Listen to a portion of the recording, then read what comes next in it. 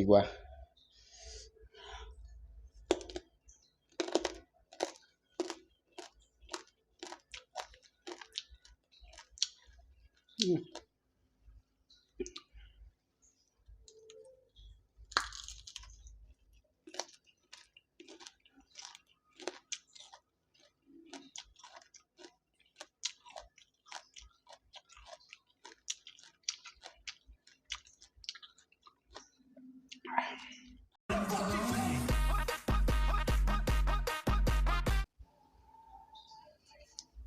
ครับสวัสดีและสบายดีเด้อพ่อแม่พี่น้องเบิดสุคนเนาะมื้อนี้ก็มาพบมาพอกับบาวาดชาแนลอีกแล้วพี่น้องเอ้ยเนาะมื้อนี้บาวาดมีเมนูเนื้อดิบพี่น้องเอ้ยเนาะแล้วก็ผักของเฮาก็มีมักละแล้วก็บุรพาโอ้มีหลายพี่น้องเนาะมะกอกมะเขือเนาะอ่ะก่อนจะไปกินก็อย่าลืมฝากกดไลค์กดแชร์กดติดตามกดกระดิ่งเพื่อเป็นกำลังใจให้บาวาดนี่เด้อพี่น้องเด้อเพื่อให้บาวาดเฮ็ดคลิปเพื่อเป็นกำลังใจให้บาวาดได้คลิปต่อๆไปนะพี่น้องเนาะบ่ผิดบ่พลาดอยู่พี่น้องเอ้ยเนาะคลิปนี้ก็ขออนุญาตคนที่บ่กินดิบเด้อพี่น้องเด้อมาลุยพี่น้องเบิ่งลุยก่อนพี่น้องเอ้ย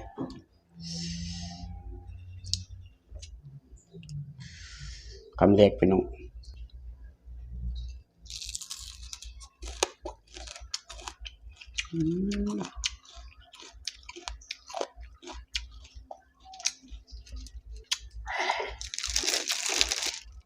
ขมเฮียงได้ใจขนาดพี่น้องเอ้ยมาล่างใส่คำใหญ่เลยพี่น้อง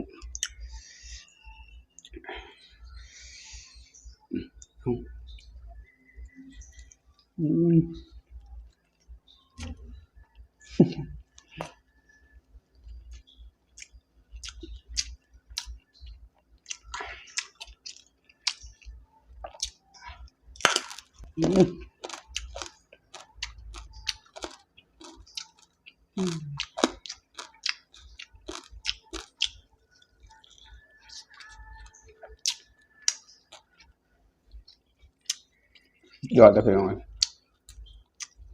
แต่ยังไม่ทันได้กินเลยฟ้าไปซื้อมากินเลยพี่น้องเด้อ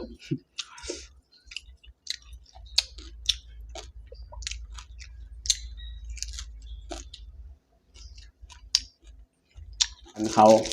หรือปันข้าวไว้แล้วพี่น้องแบบนี้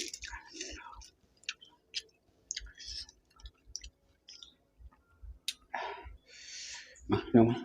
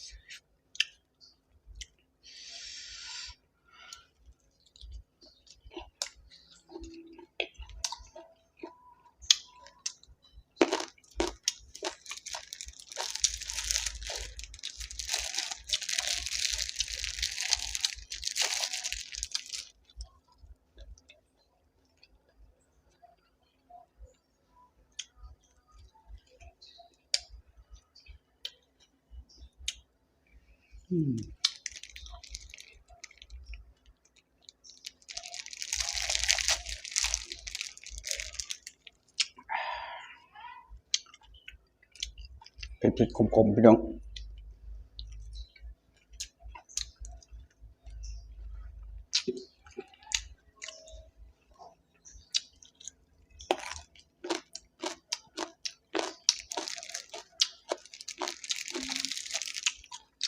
เข้ากันล้ำ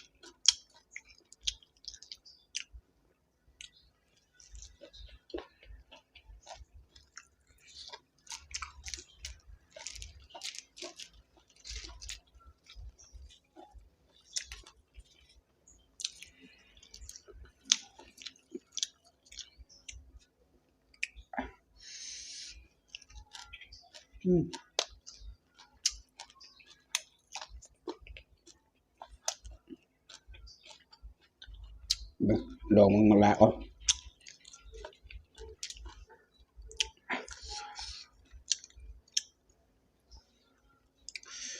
เนาะโอ้ยเพิ่งใหญ่นึง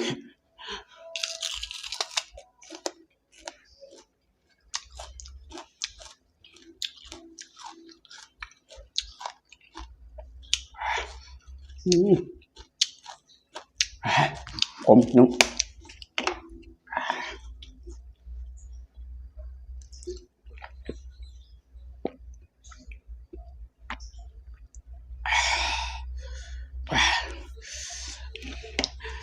โอ้กลมๆพี่น้องเอ้ย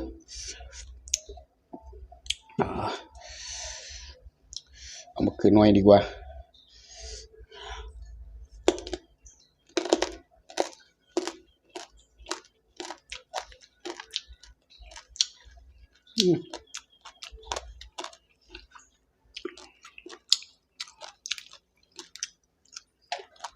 มันคือน้อยนี่ดีกว่า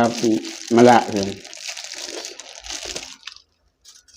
เห็นช่องอื่นเขากินคือบ่ขมเจ้าของซื้อมากินนี่คือขมเลยวะ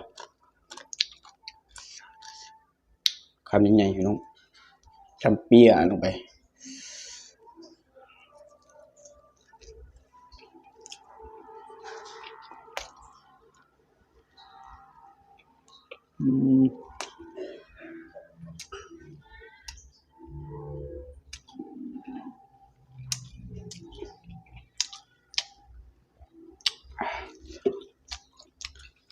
นี่ลงมะเขือตัวนี้ก่อน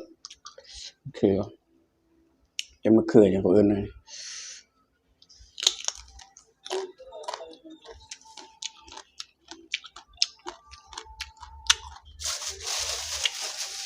เพิ่งเขือเข้าท่าไม่ทั่วอัน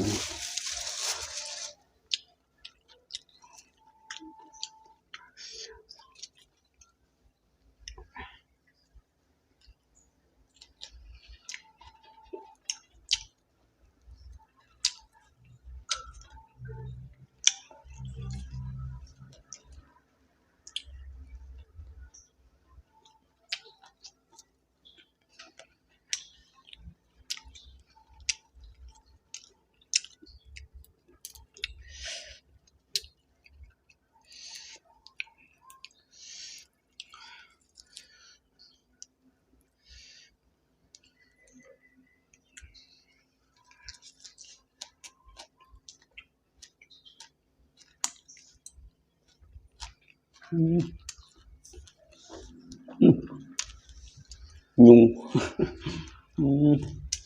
อย่างไร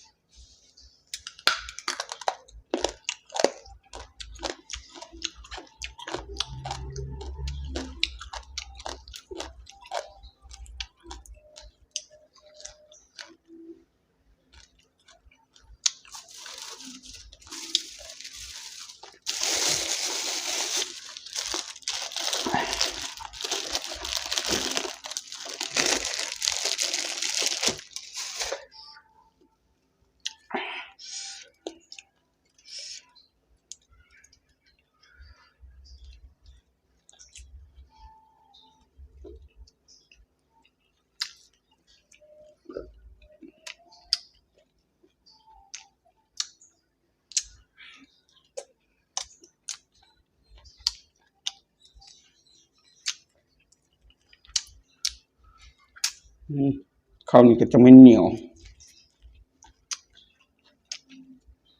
สมชื่อว่าข้าวเหนียวนี่พี่น้องเอ้ยติดมือดีก็กูจะติดคอ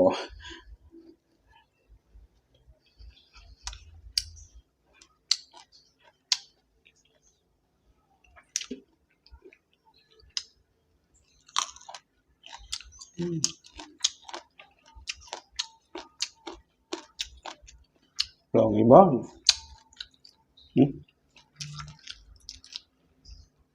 ลองอีกพี่น้องเลยผมเป็นยา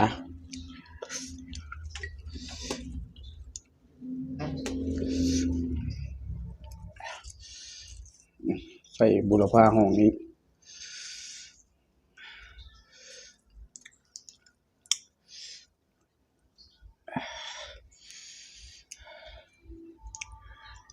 ส่มะเขือน้อยอีกพี่น้อง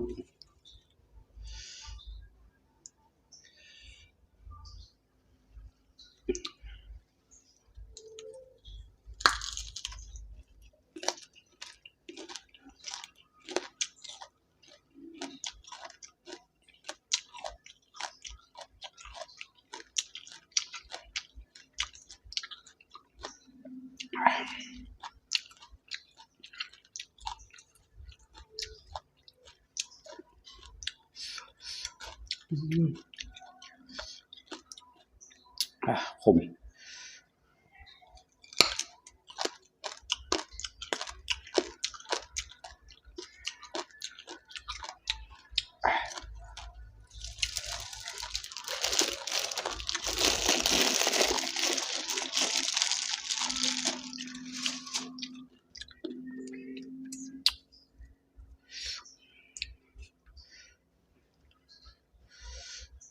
กระเทียม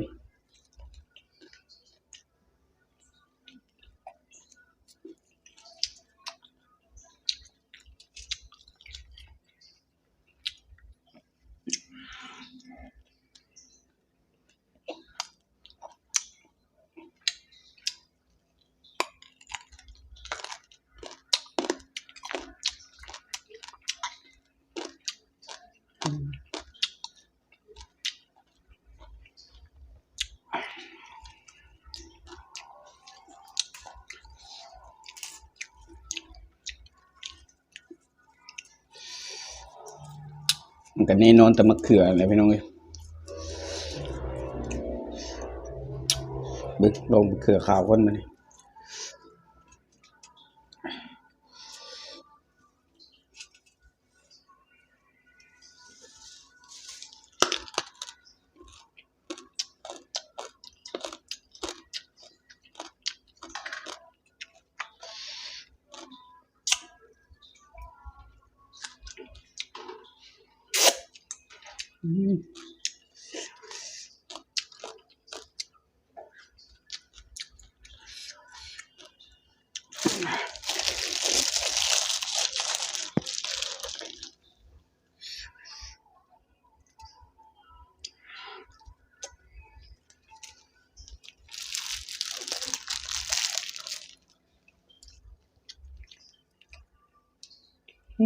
เอากันเหนียวแห้งพี่น้องขอโทษอภัยเลยนะอาจจะมีนะ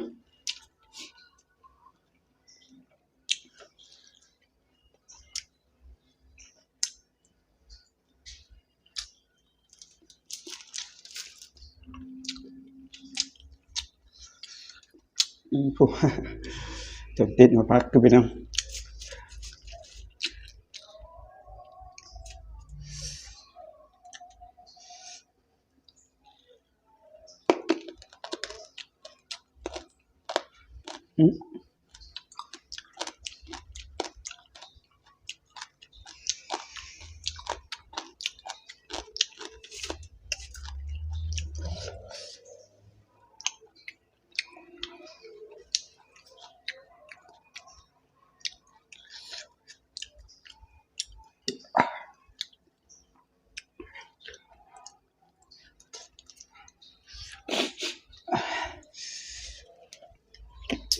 คลิปนี้เผ็ดหลายพี่น้อง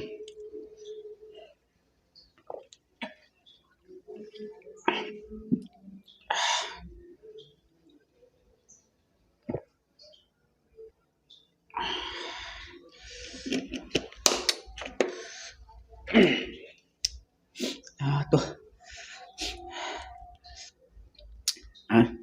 สำหรับคลิปนี้ก็หมดเนาะพ่อแม่พี่น้องเนาะผู้ใดเข้ามาแล้วก็อย่าลืมพี่น้องฝากกดไลค์กดแชร์กดติดตามกดกระดิ่งเพื่อเป็นกำลังใจในเด้อพี่น้องเด้อบ้านใดที่บ่ว่าไปบ่ฮอดจดบ่ถึงก็จะเฝ้าเครียดเฝ้าขมกันหลายเด้อพี่น้องเด้อเนาะบ่ว่าก็ยุ่งน้ำเบียงน้ำงานนี่พี่น้องเอ้ยเนาะยังบ่ทันได้ไปตอบคอมเมนต์ก็ขอโทษขออภัยนำหลายๆเด้อพี่น้องเด้อแต่บ่ว่าที่จะน้อยตอบคอมเมนต์แต่ละคอมเมนต์ไปเนาะพี่น้องเนาะก่อนที่ไปก็อย่าลืมพี่น้องฝากกดไลค์กดแชร์กดติดตามกดกระดิ่งเพื่อเป็นกำลังใจให้บ่าวาดในเด้อพี่น้องเด้อ